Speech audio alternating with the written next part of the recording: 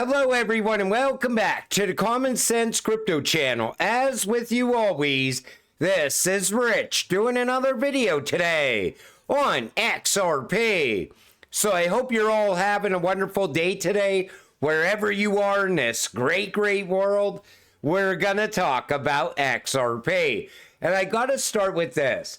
Ripple chairman Larson moves 20 million XRP days after shuffling 50 million.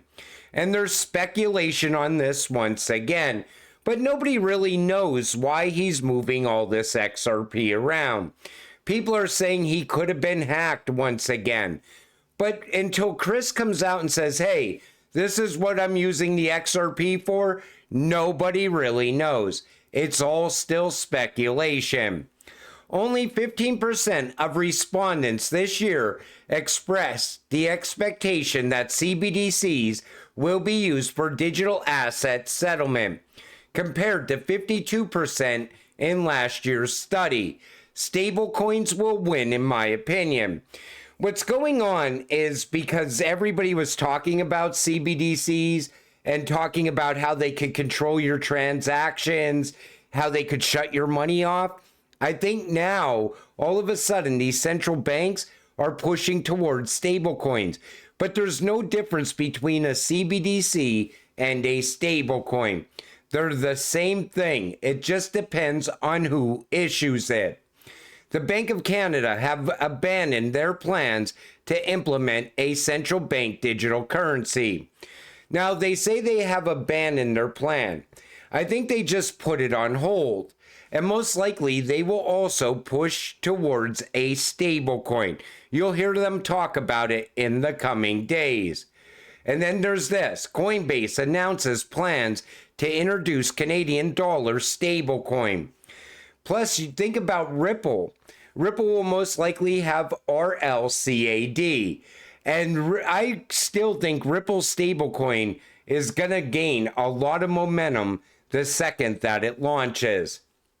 Briefing on digital currencies, Bank of Canada. This is what the BOC had to say about Bitcoin versus Ripple. You decide for yourself. Copy what the banks do, not financial advice. It's my strategy. So they say, finally, when it comes to serving as a store of value, here again, we would argue that Bitcoin falls short. The key reason is the variability of prices in terms of national currencies or in terms of goods or services.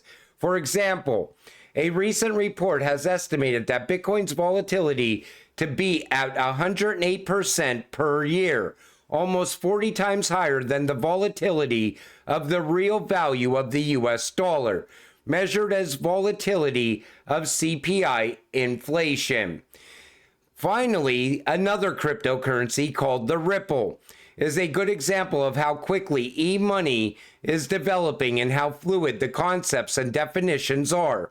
Ripple is based on technology similar to Bitcoin and thus is often referred to as a cryptocurrency. However, it is controlled by a third party, Ripple Labs, which issues the currency.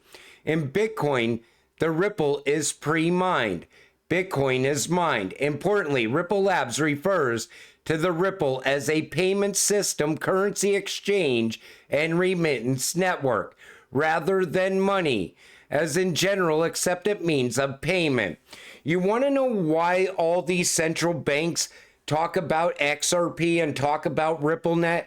Because they're not trying to compete with the central banks. They're trying to improve the central banks. And there's no way a central bank is going to adopt Bitcoin as a means of payment. It's far too slow, energy consuming, and expensive. Everybody wants fast, cheap, and secure. Now, this comes from Nathaniel Rothschild. The next crisis will hit you during your sleep, and you will wake up poor. It will happen lightning fast. Music is still playing.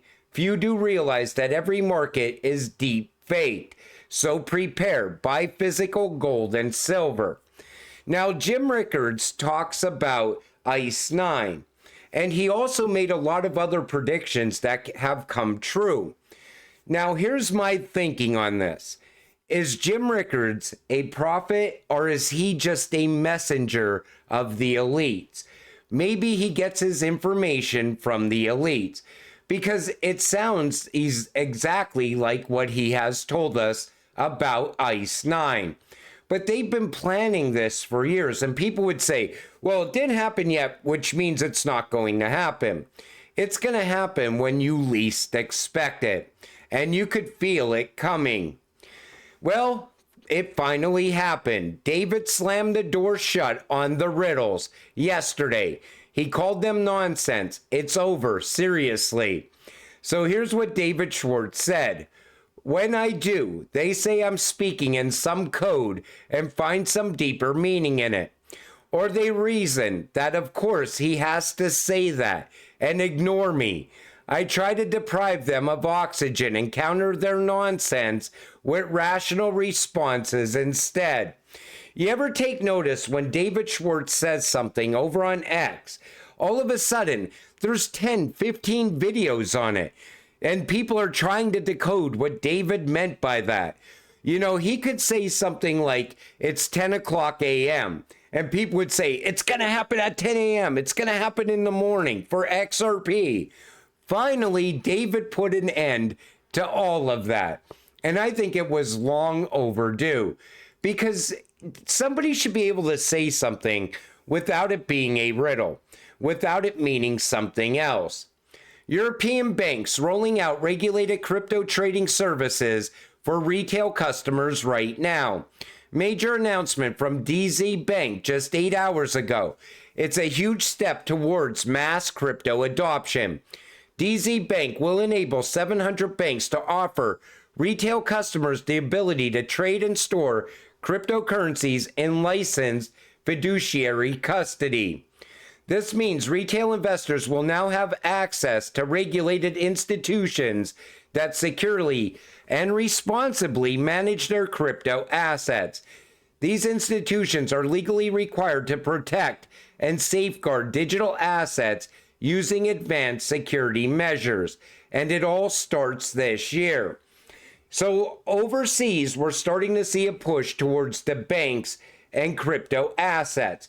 Here in the US, we're now seeing the banks get involved with digital assets. All of a sudden, this is happening.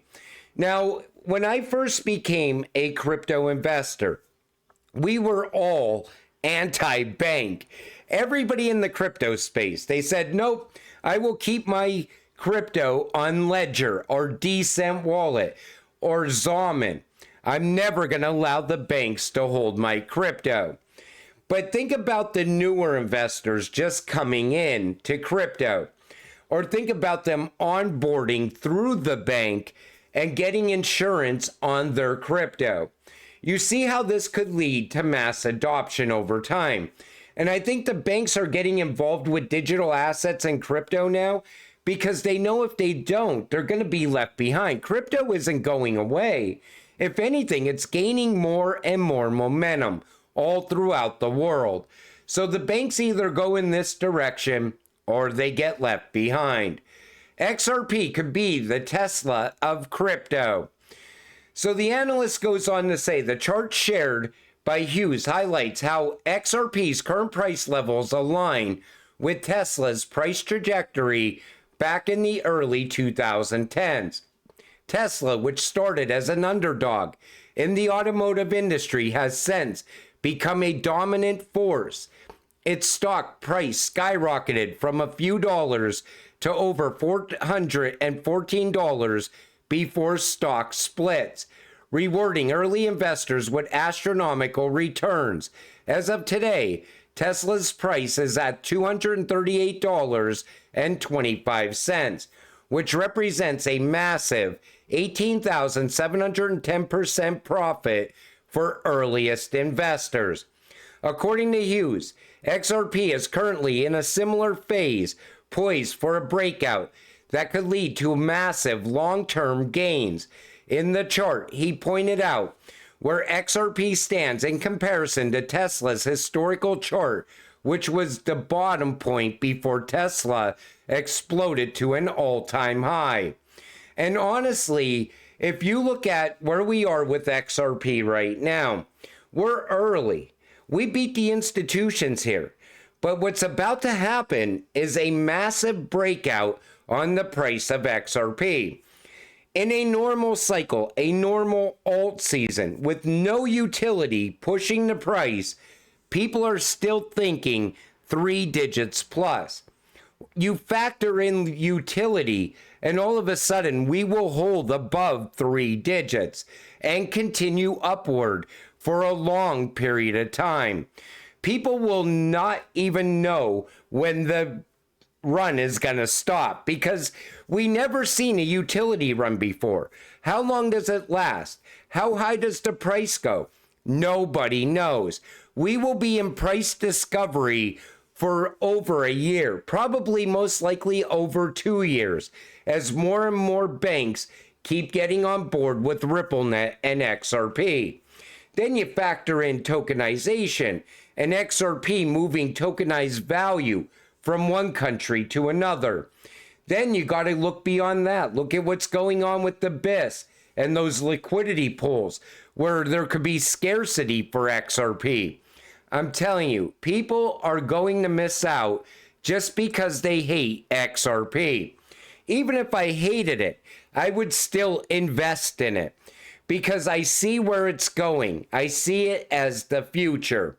In South Korea, you can spend your XRP in any store. The future begins in Japan and South Korea. Everything seems to be starting there for XRP. But once it gets momentum, it will be in every single country. It will be a household name. The settlement layer is just a piece of the puzzle, as they must connect out into merchant payment POS for everyday use, like PayPal, Stripe, and Plaid. Below is the direct integration of Plaid into Neum. Ripple payments used globally, XRP. You know, all of Ripple's partners that are utilizing RippleNet, utilizing XRP, they're expanding out and growing all the time. So there's always going to be places opening up where they're utilizing XRP that we don't even know about yet. It's going to be happening in this country, in that country, in these corridors, in between these two countries. And that's going to be utility. And that's going to be value, pushing the price higher and higher. It's not just direct Ripple, rails. It's all of those Ripple partner rails as well. To the gem hunters, chasing meme coins. 97% of meme coins have already failed in 2024 alone. This message may go over the heads of those fixated on chasing short-term gains and hype rather than focusing on legitimate projects. But the data speaks for itself. The profits these so-called gem hunters seek are extremely rare. Outliers like Doge, Shib, Pepe, and Brett have created the illusion that these gains are common in the meme coin world. But the harsh reality is that they are anything but common. Of the 3% of meme coins that survive beyond 6 to 12 months, only 0.01% outperform Bitcoin or ETH. Those are terrible odds in case you didn't know. Yet, as documented below, these are truths that meme chasers refuse to accept. Regulation will clean up this space, and the 2 million plus crypto projects that serve no real purpose will vanish, leaving many victims in their wake. Remember, 97%. When they're starting to do articles and they're starting to look at meme coins and they're starting to realize that a lot of people are losing money in memes, and memes are not going to be with us once we push towards crypto regulations. Once regulations are in place, you could forget meme coins going forward because everything will be legitimate then. The hype will be gone. The wild, wild west days of crypto will be over. And it's true. You hear those stories of the guy who put $100 into a meme and walked away with $1 million. That is very few and far in between. But people still love chasing memes. They look at it like gambling. They have to buy the latest and greatest meme coin. Plus the celebrity rug pulls that happen. Where was Gary for that? It was one after another. But you know, once this is all cleared out of the way, where do you think the money's going to go as we push ahead with crypto? It's going to go into a handful of cryptocurrencies that will be left. And a handful of cryptocurrencies will have real world use case, real world value, utility, continuing to drive their prices higher and higher. But until it happens, you got to stay patient, stay positive, and let's get rich together. With that said, I'm going to wrap up this video. I want to thank you all for watching. I appreciate all of you. I'll see you in the next one. Have a great night.